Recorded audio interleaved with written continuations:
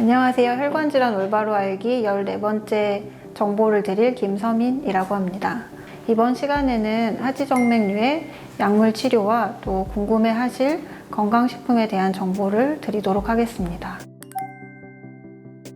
약물 치료로 하지정맥류의 증상을 호전시킬 수는 있지만 하지정맥류가 생기는 근본 원인인 역류에 대한 치료를 하기는 어려워서 근본적인 치료가 되기는 어렵습니다. 역류에 의해서 하지정맥류가 생기면 수술적인 방법으로 정맥을 제거를 하거나 아니면 레이저나 고주파 같은 방법으로 문제가 생긴 정맥을 막는 치료를 하게 됩니다.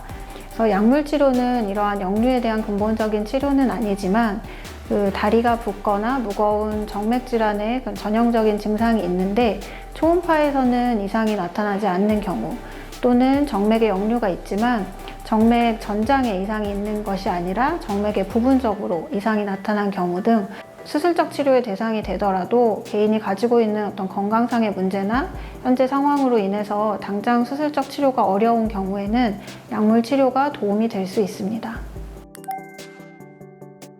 하지정맥류에 사용되는 약물은 성분도 다양하고 종류도 매우 다양합니다.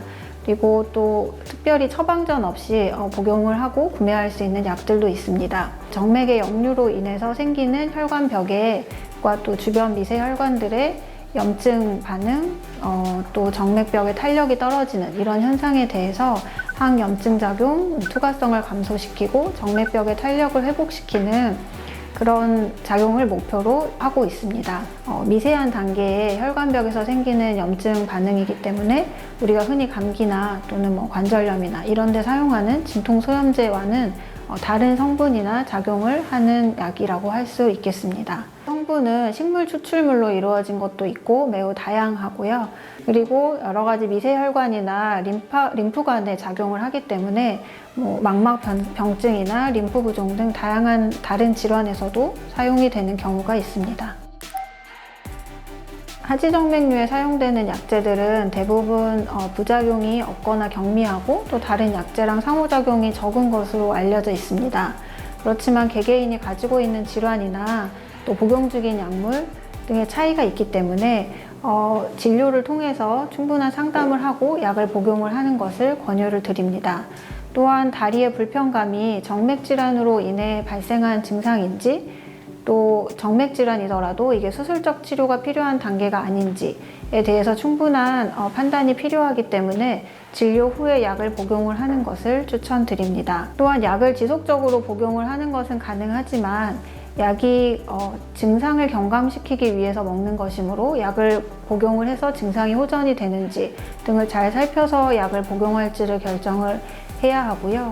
약을 먹어도 증상이 지속이 된다면 다시 진료를 통해서 다른 질환이나 아니면 수술이 필요한 단계의 정맥 질환은 아닌지 판단을 해보는 과정이 필요하겠습니다. 여기서 기억을 해야 될 것은 앞서 말씀드린 그런 약제들도 정맥 질환을 치료하는 데 제한적인 부분이 있고, 식품들은 그런 성분의 일부만을 포함하는 것이고, 또 약제보다는 훨씬 흡수가 떨어지기 때문에 예방이나 치료 목적으로 사용할 수 있는 명확한 건강식품은 없는 것이 사실입니다. 이번 영상에서는 정맥질환에 대한 약물 치료, 그리고 도움이 되는 건강식품이 있을지에 대해서 살펴보았습니다.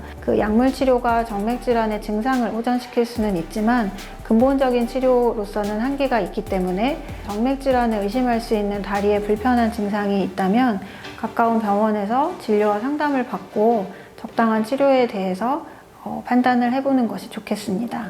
감사합니다.